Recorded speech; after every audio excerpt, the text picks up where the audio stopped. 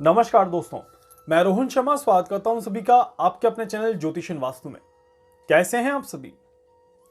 हम सभी के घरों में काफी सारी एनर्जीज होती हैं और जाने अनजाने हमें नहीं पता होता कि हम कब उस एनर्जी को खराब कर देते हैं और उसका किस तरह से हमारे ऊपर बुरा प्रभाव पड़ता है।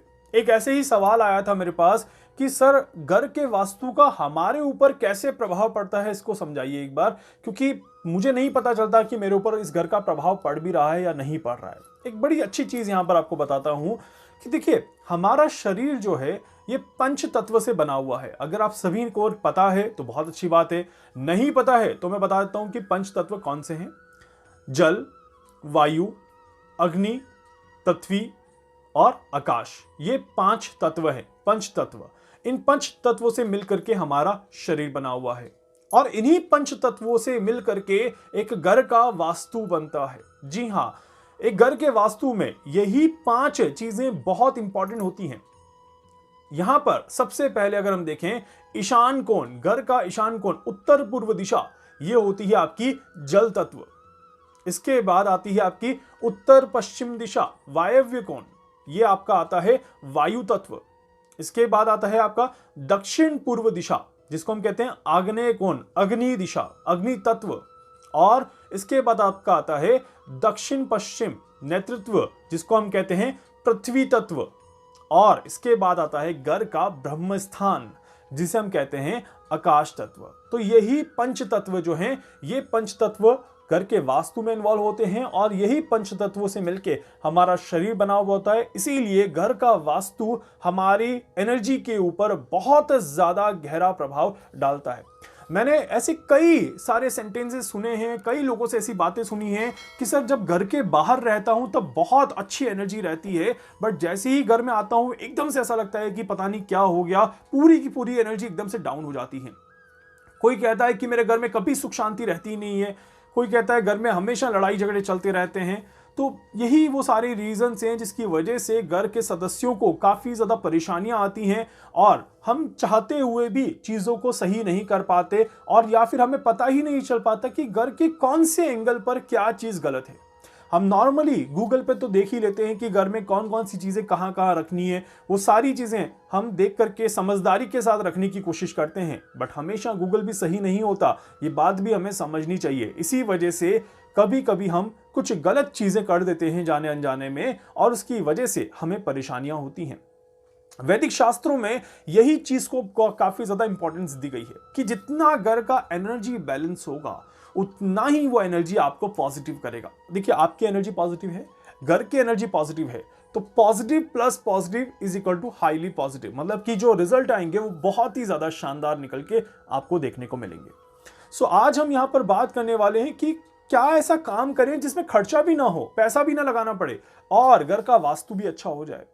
काफी बार मैंने लोगों को देखा है कि कोई आप बहुत सारी चीजें करते हैं, कोई घर के पेंट के कलर पे काम करता है, कोई कपड़ों के कुशन्स के कलर पे काम करता है, कोई घर में पिरामिड्स लगवाता है, कोई बहुत सारी चीजें अलग अलग तरीके से करने की कोशिश करता है। बट मैं आपको हमेशा एक ऐसी चीज कहता हूं कि वास्तु में हमेशा कोशिश करें कि वैदिक के ऊपर जितना जाए, जितना बेस को आप स्ट्रॉन्ग करेंगे उतना चीजें आपको फायदा देती हैं और उतने ही अच्छे रिजल्ट आपको देखने को मिलते हैं। उसके बाद जब आपको ज्यादा खर्चा करने का मन करे तब आप ज्यादा खर्चा करिए, अदरवाइज इनिशियली तो, क्योंकि देखिए हर व्यक्ति ज्यादा खर्चा नहीं कर सकता, हर व्यक्ति बहुत बड़े बड़े एक्सपेंसेस नहीं बियर कर सकता, तो उसमें फिर हम क्या करते हैं, छोटी छोटी चीजें सही करके अपने आप को बैलेंस करते हैं और चीजें अच्छा करने का प्रयास करते हैं। और ऐसे एक नहीं, कई सारे उदाहरण हैं जहां पर मैंने बस बहुत छोटी छोटी चीजें चेंज करके काफी सारी बैलेंसिंग लाइफ देखी है लोगों की, और वाकई में उन्होंने उस चीज को महसूस किया है कि इतनी सी चीज भी घर के वास्तु में इतना बड़ा रोल प्ले कर देती है।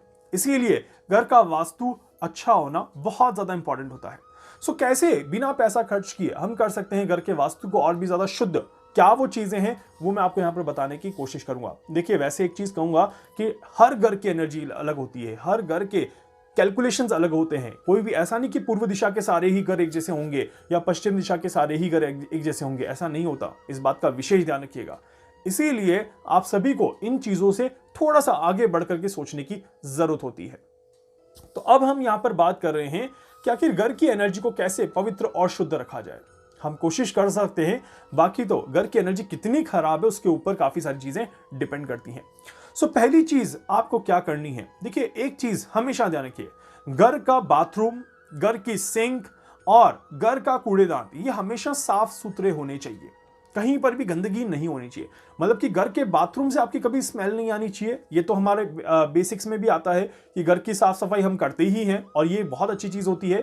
बट काफी बार मैंने कई लोगों के देखा है कि घर के सिंक बहुत गंदे होते हैं, सिंक में बर्तन नहीं है बट सिंक गंदा है और हमें लगता है कि उसको क्या साफ करना, ये गलत है। जहां पर आपका रेगुलर पानी जाता है उस जगह को हमेशा साफ रखा करें, चाहे वो आपका बाथरूम हो जाए, बाथरूम में जहां पर हम पानी डालते हैं उसके बाद हम कभी सफाई नहीं करते तो वो गलती है हमारी। तो उसी तरह से इन चीजों को हमें काफी ज्यादा ध्यान रखना होता है। इससे क्या होता है, घर में एक पॉजिटिविटी थोड़ी सी जनरेट होती है। दूसरी इंपॉर्टेंट चीज, घर में हमेशा ध्यान रखिएगा कि आप जो भी काम करें उसके तुरंत बाद, जिस भी काम को आप शुरू करते हैं और जिस भी काम को आप पूरा करते हैं घर के अंदर, स्पेशली कुछ इंपॉर्टेंट काम होते हैं, कोई पढ़ाई का काम हो गया, कोई आपके ऑफिस का काम हो गया, तो जब भी आप उसको शुरू और एंड करते हैं तो उस समय आपको अपने आप को पॉजिटिव महसूस करना होता है।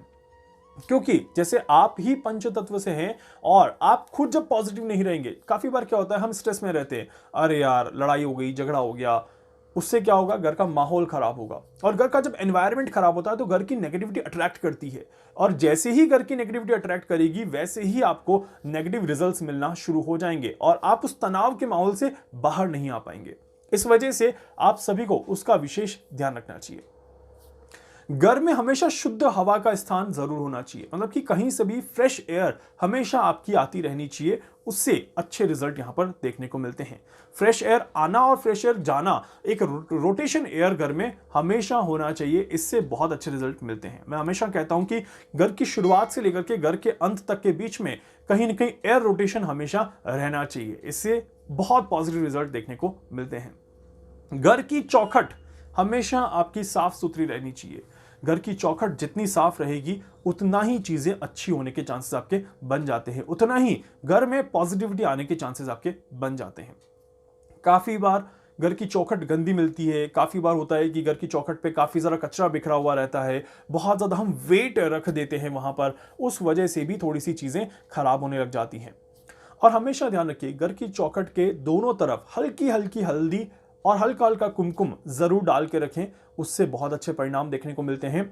और अगर पॉसिबल हो पाए तो घर के मेन गेट पर या घर के मेन गेट के पास में जो आपकी दीवार है उसके ऊपर एक स्वास्तिक हमेशा रहना चाहिए, उससे भी बहुत अच्छे रिजल्ट मिलते हैं।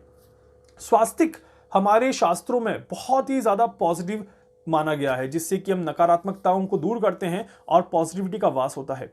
स्वास्तिक में भी एक स्पेसिफिक कैलकुलेशंस हैं, कहा जाता है कि 9 उंगलियों जितना स्वास्तिक बड़ा और चौड़ा होना चाहिए। अब 9 उंगलियां कैसे, तो हम ये कहते हैं कि ये 4 8 और एक उंगली और ऊपर आप रखें तो 9, तो वो जो लेंथ आती है, वो लेंथ और जो विड्थ आती है उसको नाप करके अगर आप उससे बड़ा या उतना बड़ा स्वास्तिक अगर बनाएं तो वो काफी ज्यादा अच्छा रहता है। बहुत सारे लोग होते हैं जो छोटे छोटे स्वास्तिक बना देते हैं जिससे कि किसी को दिखे भी ना और हमने बना भी दिया और हमारा काम भी हो जाए, तो ऐसे नहीं होता, इस बात का विशेष ध्यान रखिएगा।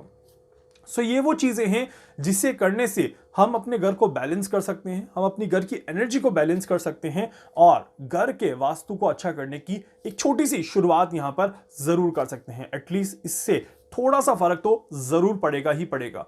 बाकी धीरे धीरे और मैं कई सारी चीजें आपको बताऊंगा कि हर एक चीज का अपना एक महत्व होता है और उस चीज को कैसे आप बैलेंस कर सकते हैं जिससे कि आपके घर में अच्छी एनर्जी बनी रहे और आपका घर खराब वास्तु के बावजूद भी एक अच्छा एंगल यहां पर दिखाता रहे और आपको कभी भी नुकसान ना पहुंचाने की कोशिश करे। उम्मीद करता हूं वीडियो अच्छा लगेगा, वीडियो को लाइक कर दीजिएगा, चैनल को सब्सक्राइब कर दीजिएगा, बेल आइकन पे जरूर से क्लिक करिएगा। इसके अलावा कुछ पूछना चाहते हैं, कुछ जानना चाहते हैं, अपने बारे में कुछ समझना चाहते हैं, आप मुझसे संपर्क कर सकते हैं। मैं पूरी कोशिश करूंगा आप सभी की हर संभव मदद यहां पर कर सकूं। धन्यवाद।